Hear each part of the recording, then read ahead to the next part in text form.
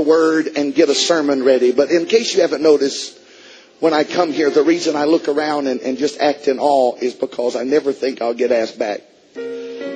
Because God never lets me preach a sermon. He just gives me a little word. Friday in the truck going to the hospital, just a little word. Said, I want you to tell Alexandria how to be broken in all the right places. Broken in all the right places. Would you clap your hands right now? And if you've ever shouted, if you've ever shouted, if you've ever rejoiced, if you've ever lifted up holy hands.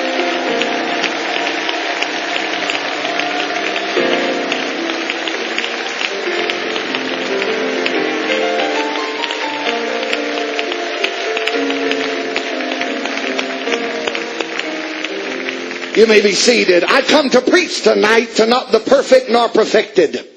But I come to preach to somebody that feels like you're on the trash heap of life and that everything that you have has been broken and crushed by circumstances. But I come to give you a word that God is not through with you yet. I wish I had somebody that would hear me right now. God is not finished with me yet. I'm not what I'm going to be, but I'm not what I used to be. If you could see where the Lord has brought me from. I'm preaching to some of you, hell has come to condemn you.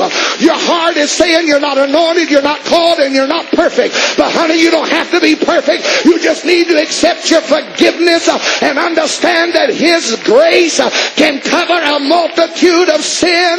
And somebody ought to raise your hands and say yes.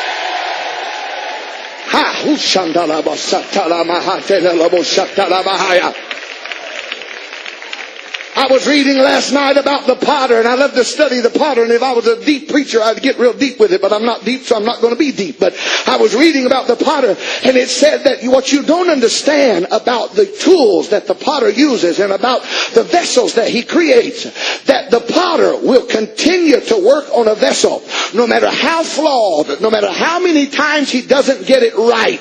If it breaks, instead of throwing it away, he crushes it, washes it down, and begins to remake it again. The only way a potter throws a piece of clay away is if he has made it down until where it is completely infeasible for him to be able to make any type of object out of it. But as long as he can make the smallest spoon, the smallest cup, he will keep working on you as long as there's something left to make. Oh, you're not hearing me. There's somebody that feels like you're broken. Yes, you are broken. Yes, you are flawed. Yes, you are cracked. And yes, you've made a mistake. But God is not through with you yet. You're just broken in the right place.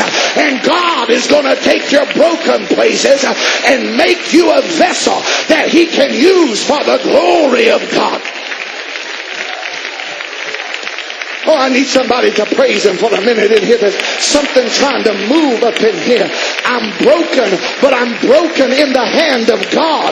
It's okay to be broken if you're in God's hand. It's okay to be a failure if you fall in His hand. Because rejoice not against me, O mine enemy. Because when I fall, I will fall. But when I fall, I shall arise. Satan has fallen and he can't get up. But when I fall, I can get back up and say, rejoice not against me, oh mine enemy. The devil is a liar. He fell one time and he'll never be restored.